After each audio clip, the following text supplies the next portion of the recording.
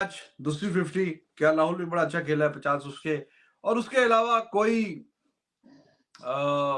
काबिले जिक्र परफॉर्मेंस और आई कोई नहीं। तो 62 साई सुदर्शन के 56 के राहुल के और फिर यही और फिर आखिर में बेटर कर जाते। बट आवेश ने भी एक छक्का मार दिया भाई। और heads off to Sai Sudharsan, क्योंकि वो नया है।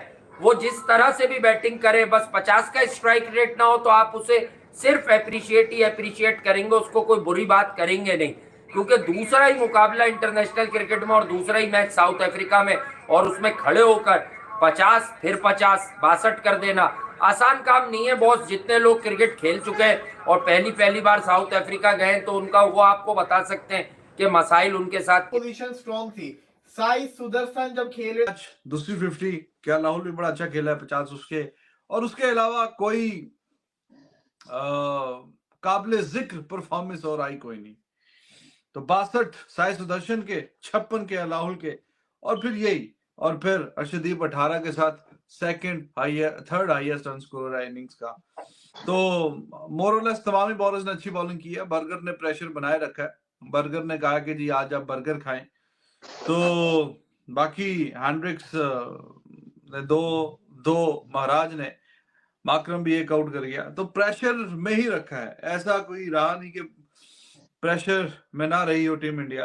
अब देखिए जब 114 पे तो आपकी भाई 2 आउट थे, तो आप उससे के बाद आपने 100 रन भी ऐड नहीं किए और आपकी पूरी टीम आउट हो गई। तो काफी कोलैप्स तो है ये। और ऊपर नीचे जो आउट हुए हैं, संजू सैमसन क्या करें। संजू सैमसन का जब जब भी चांस मिलता है, जब जब भी टीम को जरूरत होती है, बस ये ऐसी परफॉर्मेंस कुछ भी खास नहीं आता। आज मौका था ना जहां साई सुदर्शन आउट हुआ, कीपर से एज हो गया, तो तब उस स्टेज पे आया था। अभी कितने ओवर्स रहते थे और एग्जैक्ट मैं अब आपको बताऊं तो तब अभी आधे ओवर रहते थे। 27वें ओवर का खेल चल रहा था। तो क्या आज मौका नहीं था कि ये इनिंग्स को और आगे लेके जाता? इतनी तेजी से जितने साल लग गए संजू सैमसन को, उतने इसको दिन लगे मैच खेलने में। लेकिन माजरत ही रहा ये भी। और संजू सैमसन बाहर जा रही है बॉल, यार जाने दे साली को। जरूर तूने बल्ले से इतनी अच्छी पार्टनरशिप 64 की लगी अपना राहुल और साई सुदर्शन, और लग ही नहीं रहा था ये वो पिच है जिसपे बॉल जो है ना वो उतने मजे से कैरी नहीं हो रहा और फंस रहा है। मजे मजे से खेल रहे थे, लग रहा था 250 जो था मेरे नजदीक इस पिच पे विनिंग टोटल है, क्योंकि यहाँ 300 बनता नहीं है। हाँ। और जिस तरह राहुल और ये खेल रहे थे, फिर ऊपर नीचे विकेटें जब गिरी हैं और फिर उसको देखे रिंकू को, ओ भाई तेरा पहला मैच है, खुदा के बंदे आराम से खेल, अंदर खड़ा रहा, छक्का मारने निकल रहा है महाराज को भाई तू। देखे इन सब में मेरे नजदीक तो अर्शदीप और अवैश अच्छे रहे, छक्के भी लगा लिए। आखिर में बेटर कर जाते। बट आवेश ने भी एक छक्का मार दिया भाई। और heads off to Sai Sudharsan, क्योंकि वो नया है। वो जिस तरह से भी बैटिंग करे, बस 50 का स्ट्राइक रेट ना हो तो आप उसे सिर्फ अप्रिशिएट ही अप्रिशिएट करेंगे, उसको कोई बुरी बात करेंगे नहीं। क्योंकि दूसरा ही मुकाबला इंटरनेशनल क्रिकेट में और दूसरा ही मैच साउथ अफ्रीका में, और उसमें खड़े होकर 50 फिर 50 62 कर देना आसान काम नहीं है बॉस। जितने लोग क्रिकेट खेल चुके हैं और पहली बार साउथ अफ्रीका गए तो उनका वो आपको बता सकते हैं कि मसाइल उनके साथ कितने पेश आते हैं साउथ अफ्रीकन कंडीशंस में। तो कहानी का आगाज करते हैं। पाकिस्तान का स्क्वाड भी आज अनाउंस हुआ है न्यूजीलैंड की T20I सीरीज में। बड़ी आखिर में जाके वहाब रियाज ने साहिबजादा फरहान और हसीबुल्ला का नाम लिया। ऐसा लग रहा था बड़ी बददिली से नाम लिया है। सबसे पहले उन्होंने बताया शाहीन कप्तान है, बाबर आजम है, रिजवान है। तो सेटिंग वही रखी है। फिर फखर आए तो सेटिंग उन्होंने एक तरह से बैटिंग कप्तान के बाद उन्होंने बैटिंग ऑर्डर ही बताया है तकरीबन, जो मैं समझ रहा हूँ कि गेम सेट और मैच। फिर बोला उन्होंने सैम भी है। अब भाई उसका नाम साइम अयूब है, सैम नहीं है उसका नाम। ये कौन है सैम? अबे भाई वो को गोरी चमड़ी थोड़ी है, सैम है, सैमसन और डिलाइला है भाई। उसका नाम जो है वो साइम अयूब है। जरा नाम अगर नहीं आता तो एक बार प्रैक्टिस करके ले दिया करे। साइम शासन के बारे में आप जरूर राय दीजिएगा। 200 रन करने के लिए आपको वो लंगड़े दोनों मिले आज, कौन? अर्शदीप और वो आवेश। यानी कि अगर ये दोनों मिलकर 27-28 रन ना बनाते तो आप 200 रन शॉर्ट हो जाते। एक टीम ऐसी जो जिसने वर्ल्ड कप में रन के बाहर लगाए हुए थे और उसके बाद उनके बॉलर्स ने लोगों की टीम्स की मैया वीरान करी हुई थी कि भैया इनकी बॉलों में जो है चिप लगी हुई है, इनकी बॉलें ज्यादा घूमती हैं, इनके पास बॉलर जो है वो कोई दूसरी बॉल लेके भाग रहे हैं। उसके फिर जो किया मुझसे लाइनें पूछ रहा था, मुझे हंसी आ रही थी। यही मैं कह रहा हूँ कि एकदम ऐसा क्या आया क्या इसके अंदर आया कुछ भी नहीं भैया।